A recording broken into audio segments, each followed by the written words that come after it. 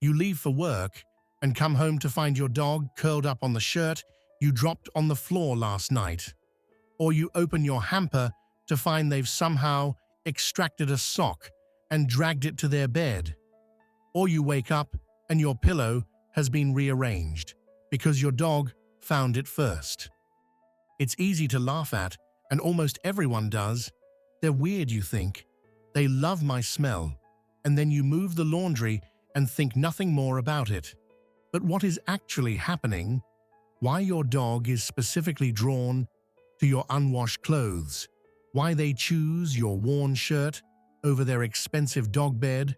Why they seek out the things with the strongest concentration of you on them is one of the most direct windows into how your dog experiences the world and how deeply they're attached to you. And the science behind it is more specific and more fascinating than they just like the smell. Here is what's actually going on. 1. Your scent is not a detail to your dog, it's the main event. To understand why your dog is obsessed with your dirty laundry, you first have to understand the gap between how you experience the world and how they do. You experience the world primarily through sight. Your vision is high resolution, color-rich, and the dominant sense through which you gather information, recognize people, and navigate your environment. When you think of someone you love, you see their face, their expression, the particular way they look at you. Your dog's visual system is less detailed and more limited in color range than yours, but their olfactory system operates at a level that is, from your perspective, almost incomprehensible. Dogs have up to 300 million olfactory receptor neurons in their nasal cavity.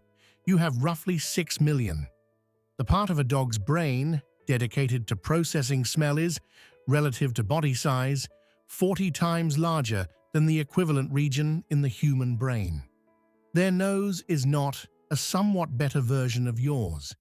It is a fundamentally different organ, processing a fundamentally different volume and quality of chemical information. When your dog smells your dirty laundry, they are not getting a faint trace of your odor.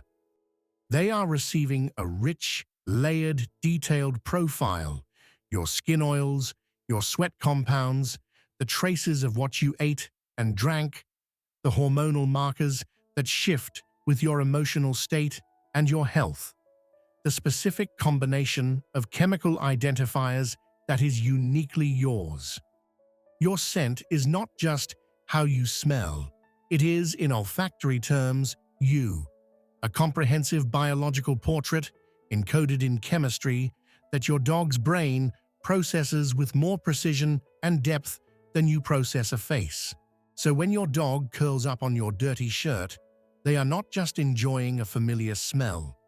They are, in the most literal neurological sense available to them, being close to you. 2. Dirty laundry is the highest available concentration of you when you're gone. This is where the attachment dimension becomes clearest.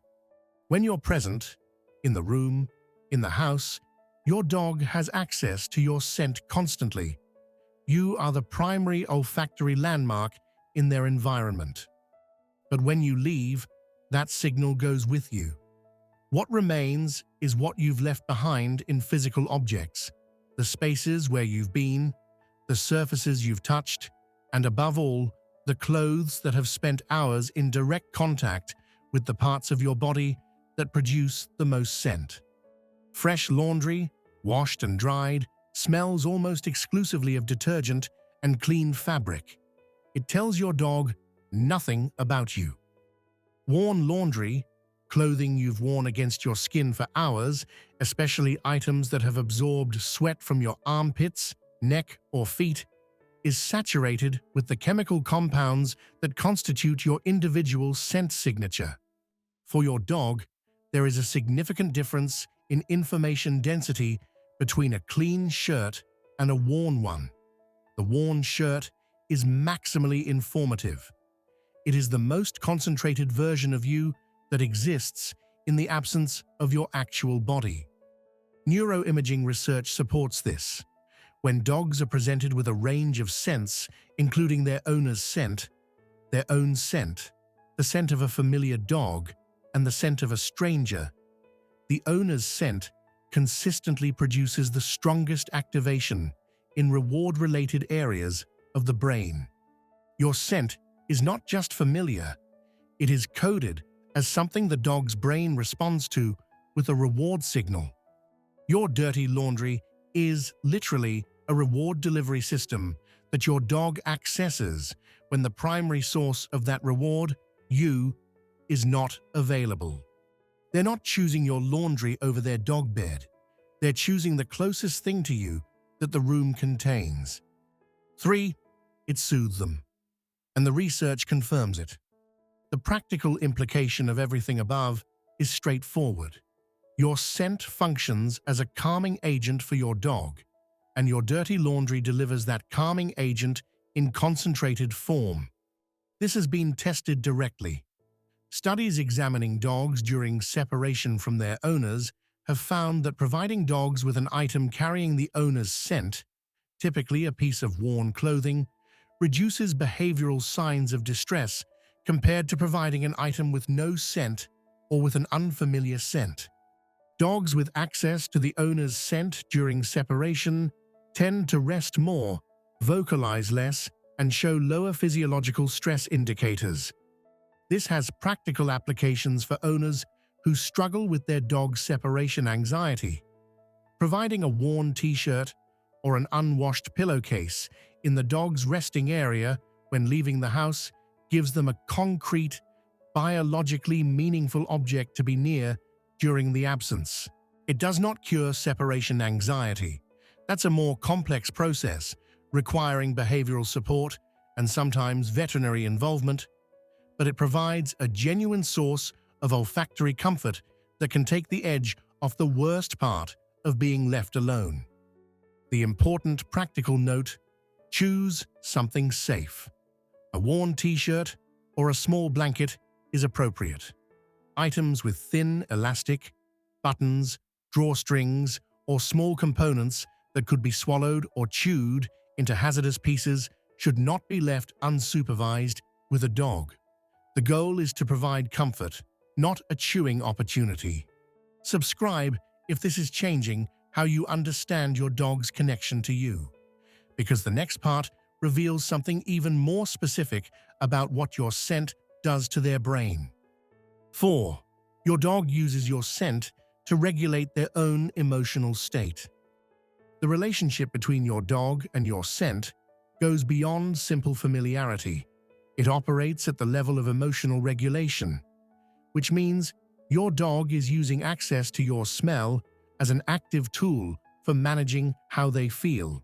Cortisol, the primary stress hormone, rises in many dogs during your absence. Studies measuring this directly have found that having access to the owner's scent during separation can moderate that rise. The effect is not as powerful as your actual presence. Nothing replaces you, but it is measurable. The olfactory experience of you has a real physiological effect on your dog's stress response. This is why some dogs become noticeably unsettled when freshly laundered bedding replaces the worn set they were sleeping on. The clean set doesn't smell like you anymore. The olfactory anchor that was regulating them is gone. The dog isn't being difficult about new bedding. They have lost a genuine source of stress management that they relied on. It's also why dogs gravitate toward items you've used recently when the household is disrupted in some way, when there are visitors, or when something has changed in the routine, or when they've been stressed by something that happened outside. In those moments, your scent is a specific targeted source of comfort that they seek out because it works. Your dog is not just emotionally attached to you in a general way. They are using your biochemical presence, even in your absence, through the traces you leave on objects, as an active tool for staying calm and feeling safe. That is a level of dependency and trust that is, when you stop and think about it, quite profound. 5. Even when you're home, they still want your smell. This is the part that often surprises people the most. Many dogs seek out their owner's worn clothing or pillows even when the owner is present, sometimes in the same room. They're not looking for a substitute because you're unavailable. You're right there. And they're still choosing the shirt on the floor. This is not redundant or confusing behavior. It reflects the layered way in which dogs use olfactory information. Your actual presence provides one type of stimulation: visual, auditory, interactive. Your scent on clothing provides a different, more passive, but highly sustained type of stimulation. The two can coexist. A dog who rests on your worn shirt while you're sitting across the room is simultaneously near you and surrounded by the richest available concentration of your scent. In olfactory terms, they've maximized your presence. There may also be a comfort function that operates independently of your proximity. For some dogs, the smell object becomes associated not just with you, but with the specific emotional state they were in while resting with it. Calm, safe, settled. The object becomes a comfort anchor on its own, carrying the association of good rest even when you're present. This is not something that needs to be managed or redirected. A dog sleeping on your old shirt is not developing a bad habit. They're using what their biology has given them, one of the most sophisticated scent processing systems in the natural world, to stay connected to the being they love most. 6. The laundry as a mirror of the bond. There is a perspective on this behavior that goes beyond the biological and into the emotional, and it's worth sitting with. Your dog has no photographs, no text messages, no way to record a moment or replay a memory in any form except the olfactory trace it leaves behind. The only way your dog can keep you when you're not there is through your scent. And the worn clothes you leave on the floor, the pillow you've slept on, the socks you left by the bed, these are the closest thing your dog has to carrying you with them. Every time they bury their face in your shirt or drag your sock to their bed, they're doing the canine equivalent of holding on to something that matters.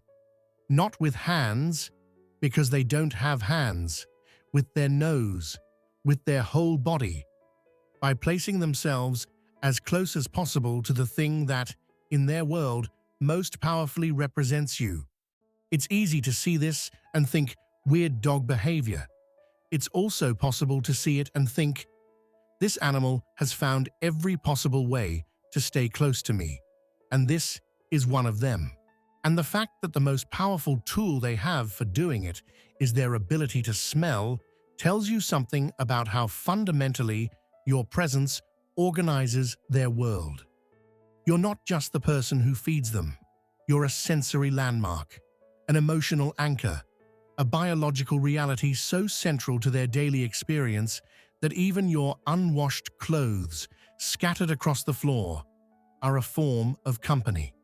Subscribe if you want to keep discovering the science behind your dog's everyday behaviors. The more you understand how they experience the world, the more clearly you see how deeply they experience you.